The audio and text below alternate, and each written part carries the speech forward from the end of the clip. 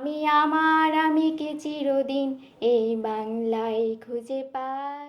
বিসমিল্লাহির রহমানির রহিম। সুস্থ দেহ সুন্দর মন সুশিক্ষায় জাতির উন্নয়ন এই স্লোগানকে সামনে রেখে শিক্ষা সেবায় প্রায় এক যুগের অধিক সময় থেকে নিরলসভাবে কাজ করে যাচ্ছে স্বেচ্ছাসেবী সংগঠন ডপস। 2023-24 সেশনে মেডিকেল বিশ্ববিদ্যালয়ে চান্স পেয়েছে টোটাল 23 জন, যার মধ্যে 3 জন চান্স পেয়েছে বাংলাদেশ কৃষি বিশ্ববিদ্যালয়। কৃষি বিশ্ববিদ্যালয়ে চান্সপ্রাপ্ত 3 জন ডপস সদস্যদের হাতে ভর্তির সহায়তা পৌঁছে দেওয়া হলো নাম প্রকাশে অনিচ্ছুক একজন হৃদয়বান মানুষের আন্তরিক সহযোগিতায়। তাদের কাছ থেকে খুব সংক্ষিপ্ত আকারে জানতে চাচ্ছি, প্রতিষ্ঠিত হওয়ার পর তাদের পরিকল্পনা কি থাকে। এই কৃষি বিশ্ববিদ্যালয়ে ভর্তির সুযোগ পেয়েছে, এটা তোমার কেমন লাগতেছে? আলহামদুলিল্লাহ, আমার খুব ভালো লাগছে। সাথে সাথে আমার পরিবার, আমার মা আছে, ভাই আছে, সকলেই খুশি। সাবজেক্টটা হচ্ছে আপনার DVM, doctor of veterinary medicine. Drops এর সাথে আমি আছি, আমি চিরকালই থাকবো। কর্মের দায়িত্ববোধ থেকে কিছু করার ইচ্ছা আছে মানুষের জন্য? অবশ্যই, কারণ আমি এই ড্রপস থেকে যেরকম সহায়তা পাচ্ছি, আমারও এখন থেকে মনে জাগে যে আমি যেন ভবিষ্যতে এরকম কিছু করতে পারি। যদি ওরকম এবিলিটি হয় আর তাহলে ইনশাল্লাহ মানুষের পাশে পাশে দাঁড়ানোর চেষ্টা করব। 2023-24 সেশনে বিশ্ববিদ্যালয়ে ভর্তির সুযোগ পেয়েছো। অষ্টম শ্রেণী থেকে এখন পর্যন্ত ডপসের সদস্য হিসেবে কতটুকু সাপোর্ট পেয়েছো? আসলে আমি অষ্টম শ্রেণী থেকেই যখন ডপসের সাথে সংযুক্ত হয়, তখন ডপসকে শুধু আমি আর্থিকভাবে আমাকে সাহায্য করেছে সেটা না, আমাকে মানসিকভাবেও সাহায্য করেছে। মেডিকেল কোচিং করি, যখন আমার মেডিকেলে না হলো তখন আমি ডপসের শাহিন ভাইয়াকে, যখন ভাইয়ার সাথে কথা হয় তখন ভাইয়া মোটেও মন খারাপ করেনি, আমাকে আরও সামনে এগিয়ে যাওয়ার জন্য অনুপ্রেরণা দিয়েছে। আর তারই প্রেক্ষিতে আল্লাহ সহায় হয়েছেন এবং আমি কৃষিগুচ্ছে চান্স পেয়েছি ডিভিএমে।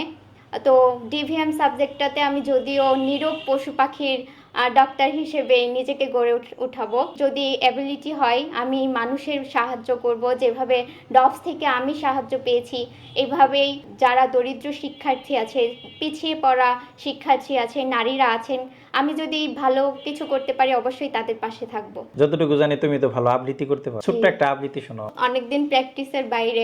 গান গাও। আমি বাংলায় গান গাই, আমি বাংলার গান গাই, আমি আমার আমিকে চিরদিন এই বাংলায় খুঁজে পাই।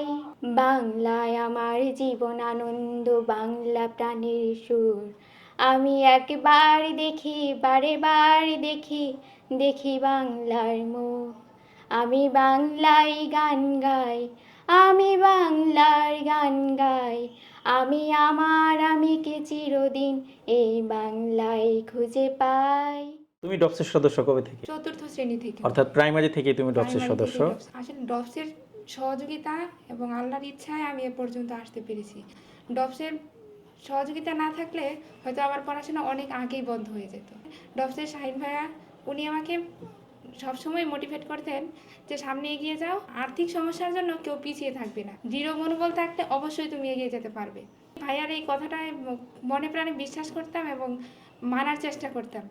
মাওলানা ভাসানী বিজ্ঞান ও প্রযুক্তি বিশ্ববিদ্যালয়ে ভর্তি হওয়া সত্ত্বেও কৃষি ইউনিভার্সিটি পরীক্ষার জন্য প্রস্তুতি নিতে থাকি। আলহামদুলিল্লাহ, কৃষি বিশ্ববিদ্যালয়ে ভর্তি পরীক্ষায় আমি 633তম স্থান অর্জন করে বাংলাদেশ কৃষি বিশ্ববিদ্যালয়ে ডক্টর অফ ভেটেরিনারি মেডিসিনে ভর্তির সুযোগ পেয়েছি। ভবিষ্যৎ পরিকল্পনা কি? আমি যাতে ভবিষ্যতে আলোকিত মানুষ হতে পারি, এবং আমার মতো যারা আছে আমি যাতে তাদের সহযোগিতা করতে পারি, তাদের কল্যাণে কাজ করতে পারি, তারা যাতে সামনের দিকে এগিয়ে যেতে পারে। আমরা তিনজনের কথাই শুনলাম ডপস সম্পর্কে এবং ডপসের সদস্য হতে তারা কতটুকু সুযোগ সুবিধা পেয়েছে, এটা সবচেয়ে বড় কথা না। আমাদের প্রত্যেকেরই কিন্তু সমাজের প্রতি কিছু দায়িত্ব রয়েছে, আমরা আমাদের স্ব অবস্থান থেকে এই দায়িত্বটা কতটুকু কিভাবে পালন করছি এটা হলো বিবেচ্য বিষয়। তারা যেটা প্রতিশ্রুতি ব্যক্ত করলো যে তারা একজন আলোকিত মানুষ হয়ে পরবর্তী সময়ে এই ডপসের মাধ্যমে অথবা তারা স্ব কর্মস্থল থেকে মানুষের জন্য কাজ করবে। সবাই ভালো থাকবেন, সুস্থ থাকবেন, স্বেচ্ছাসেবী সংগঠন ডপসের জন্য দোয়া করবেন। আল্লাহ হাফেজ। আমি আমার আমিকে চিরদিন এই বাংলায় খুঁজে পাই।